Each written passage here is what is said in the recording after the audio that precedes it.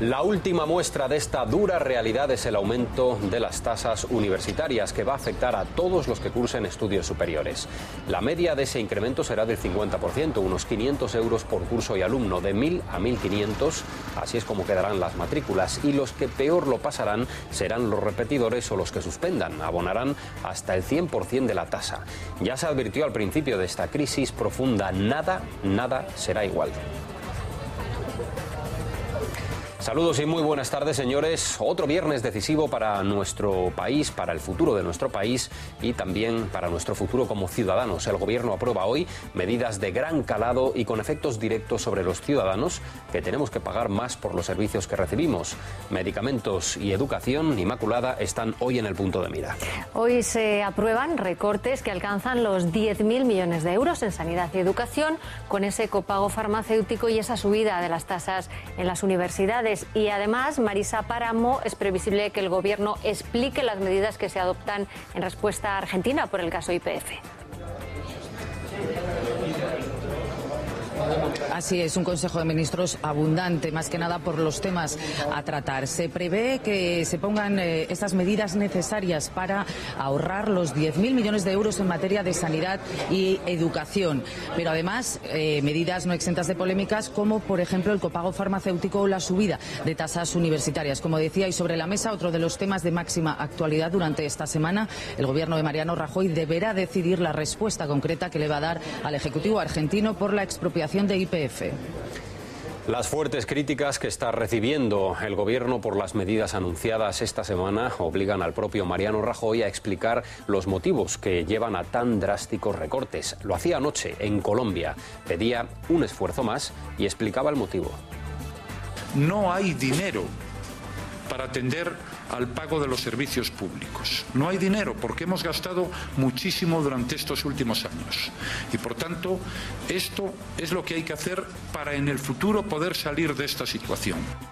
Pues no hay dinero y además hemos vivido una semana negra catastrófica, la de la Bolsa de Madrid. Ha bajado de los 7.000 puntos por primera vez desde 2009. Vamos a estar en directo para ver cómo se presenta el último día de la semana. De momento tenemos una subida que a estas horas no logra superar aún los 7.000 puntos. Un límite psicológico que perdió ayer colocándose en una situación que no se conocía desde 2009.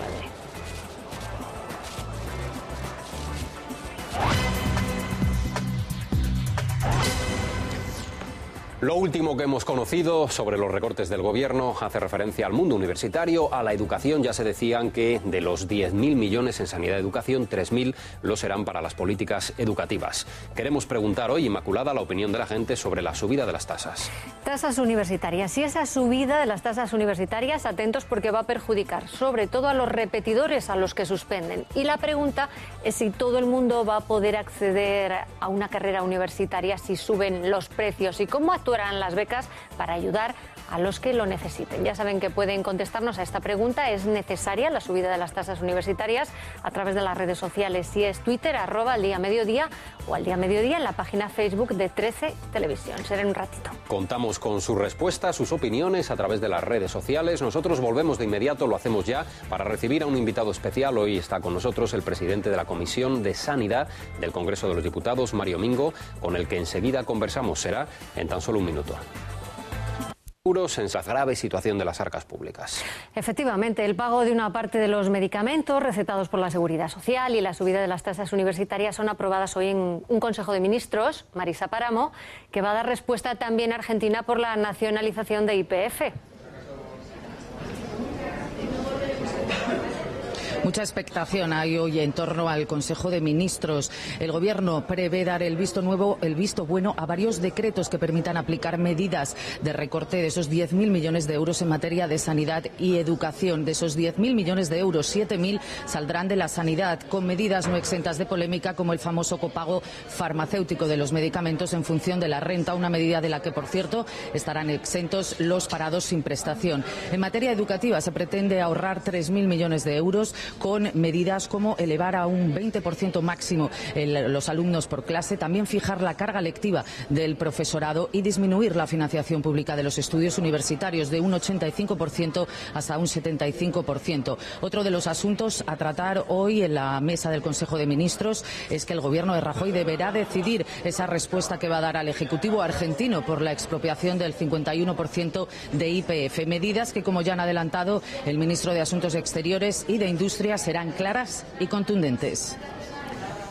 Gracias, Marisa. Esperamos ya la comparecencia del Gobierno. Se ha anunciado en principio la de la vicepresidenta Soraya Sáenz de Santamaría y también los ministros de Sanidad y Educación, Ana Mato y José Ignacio Wert, para explicar estas medidas de recorte. Saludamos aquí en la primera edición de Al Día en 13 Televisión al presidente de la Comisión de Sanidad en el Congreso, el diputado del Partido Popular, Mario Mingo. Señor Mingo, muy buenas tardes. Buenas tardes, encantado de estar con vosotros. Igualmente, gracias por venir. Es un día importante porque la sanidad se lleva la parte del león, ¿no?, en ese tijeretazo al fondo público que va a la atención a los ciudadanos, en este caso sanidad y educación, pero ¿tienen ustedes la impresión de que han caído bien las medidas que se han anunciado? Tendrán ahora matización en el Consejo, pero ¿qué impresión tienen de cómo la sociedad ha recibido esos recortes? Cuando tú le pides esfuerzos a la población en general, pues no es un momento muy agradable, y le estamos pidiendo esfuerzos. Pero si lo enfocáis desde el punto de vista de los responsables, de los que tenemos la responsabilidad de garantizar la asistencia sanitaria a todos los ciudadanos, pues digamos que yo creo que hay un nivel de acuerdo muy destacable. Porque no es el gobierno del Partido Popular el único que toma estas decisiones. Lo consulta con todas las comunidades autónomas y con todos los expertos. Y llega a la conclusión, en un Consejo Interterritorial del Sistema Nacional de Salud, de que lo menos malo para los ciudadanos es lo que vamos a hacer y lo que va a aprobar el Congreso, el Consejo de Ministros hoy. Es decir, hay muchos países de Europa donde a los ciudadanos se les pide esfuerzos todos los días en la asistencia sanitaria y se les pide una cantidad para ir al centro de salud o para ir al hospital o para pagar la comida. ¿Cómo sientan en el Partido Popular las críticas, especialmente del PSOE, que bueno, pues ha gobernado 8 años y la situación en buena medida pues viene condicionada también por la herencia que ustedes han recibido?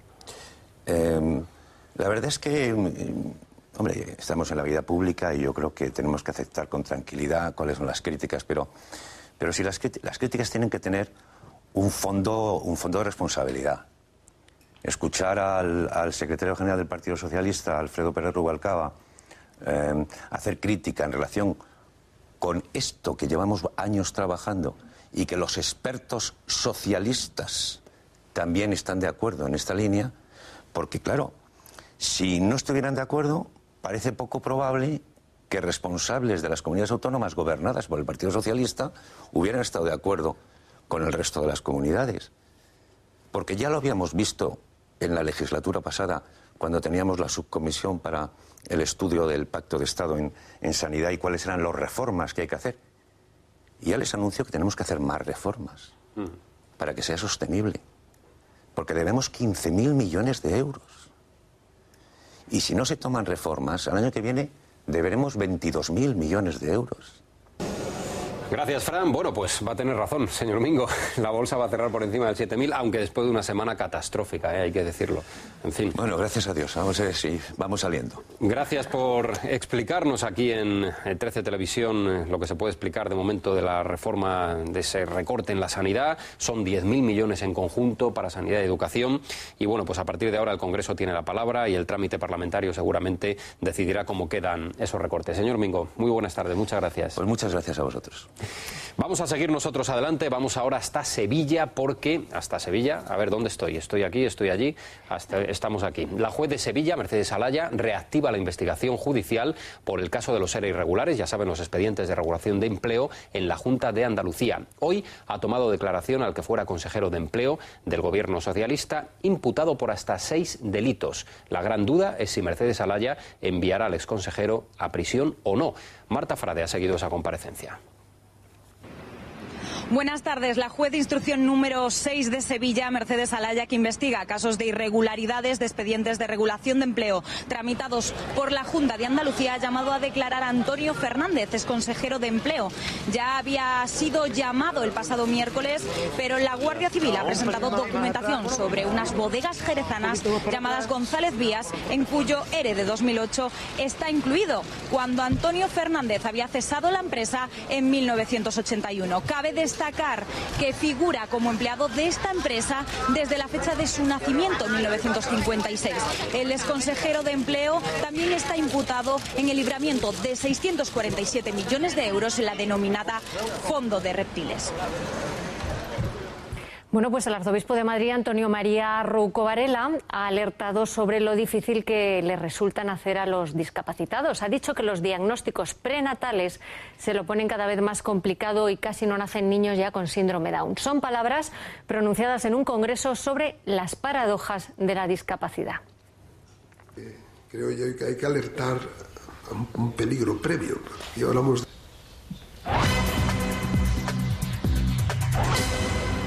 Enseguida vamos a conocer la previsión del tiempo. Antes vamos a saber con qué grandes estrenos llega la cartelera del fin de semana.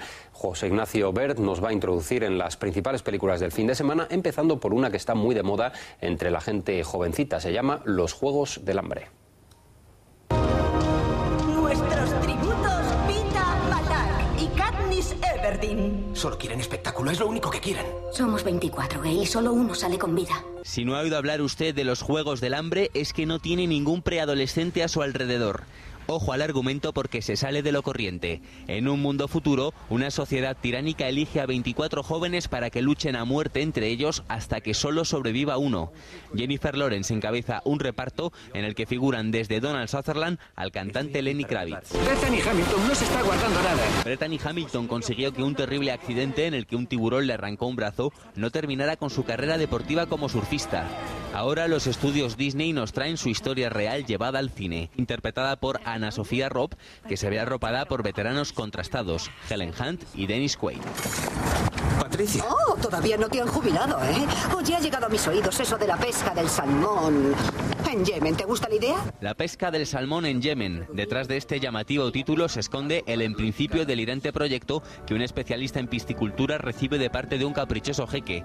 Ewan McGregor, Emily Blunt y la siempre fantástica Christine Scott Thomas protagonizan esta cinta que mezcla elementos románticos con cierto humor político. No me ningunees. Déjate de comisiones de trabajo, chupatintas enano. No he dicho que lo barras debajo de la alfombra, he dicho que lo hagas. Y a esta hora, al filo de las 2:25 de la tarde, vamos a saber qué respuestas nos han dado ustedes, qué opiniones nos han dejado en las redes sociales al hilo de la pregunta inmaculada que hacíamos sobre los otros recortes, los universitarios, ¿no? Sí, era necesario subir las tasas universitarias y ya tenemos sus respuestas a través de las redes sociales. Vamos a empezar, si les parece, con Twitter. Esteban nos dice, pues no, el gobierno debe recortar en temas cercanos a ellos, a la clase política, pagas vitalicias y subvenciones. Bueno, hemos empezado por Facebook, no por Twitter, así que vamos con Oro Molido, que nos dice que no, también, lo mismo que Esteban.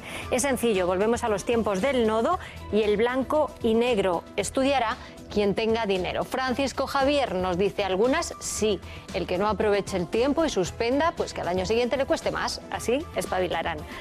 Vamos con Francisco, que nos dice que si es buen estudiante no se tienen por qué temer los recortes en las tasas universitarias. La inversión en educación debe ser progresiva. A menor edad, mayor inversión para facilitar el desarrollo educativo. Y de nuevo teníamos en Twitter a Esteban, que nos decía que el gobierno debe recortar primero a los suyos, a la clase política, pagas vitalicias y subvenciones. Vamos con Twitter con otras dos respuestas. Ahí las tenemos. Martínez, que dice no es oportuno y además nos replanteará el tener hijos, cada vez es más difícil y así no pararemos de envejecer.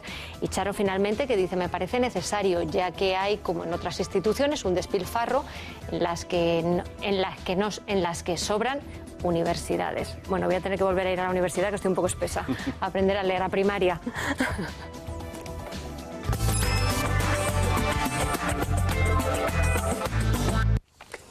Bueno, estaba complicado hoy lo de las redes sociales. Vamos a la previsión del tiempo. Elena, ¿nos espera una reedición del invierno que estamos atravesando estos días? Mejora. ¿O mejora la cosa? Mejora la cosa para los amantes del buen tiempo, sobre todo, porque tenía que llover y de momento durante toda esta semana hemos hablado de precipitaciones. Vamos a ver cómo se presenta la tarde, porque esas lluvias todavía se concentran especialmente por el norte de España, con registros entre los 8 y los 15 litros por metro cuadrado en algunos municipios, como decíamos, del norte de nuestro país. Y esta tarde, pues mucha nubosidad repartida por las comunidades cantábricas, por zonas del interior. También amanecíamos con el cielo cerrado, con el cielo gris. Hemos visto llover también en la Comunidad de Madrid. Va a seguir lloviendo, pero sobre todo las precipitaciones son más probables en las zonas de mayor orografía, por lo tanto en el sistema central y en el sistema ibérico. Hoy la cota de nieve un poquito más elevada, se recuperan las temperaturas máximas y estamos viendo nevar a partir de los 1.200 a 1.400 metros por todo el norte peninsular. Ya vemos ese sol en el sureste de España y es por donde está.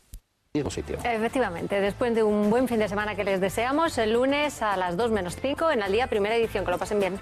Nosotros volvemos de inmediato, lo hacemos para escuchar, esperamos, si es que empieza antes de las 3 de la tarde, el arranque de la rueda de prensa del Gobierno, del Consejo de Ministros, y también para analizar las principales cuestiones del día. Les esperamos.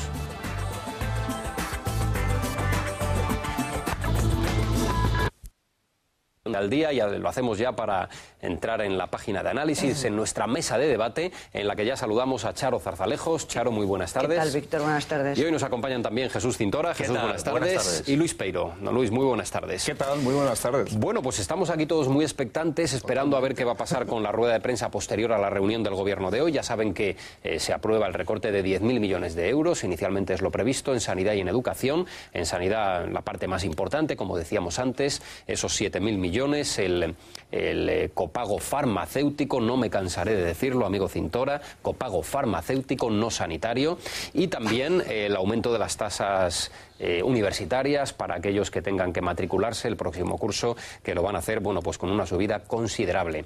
¿Había algún asunto más por ahí en cartera? ¿No sabes? ¿Tenéis confirmado si el Gobierno se mete con el tema de Radio Televisión Española o lo va a dejar para más adelante? ¿Qué sabéis? En primer lugar, lo que sí parece ser que va a haber es algún tipo de medida, o podría haberla, enfocada a una respuesta argentina por el tema de YPF, por esa expropiación. Puede haber algo en ese sentido.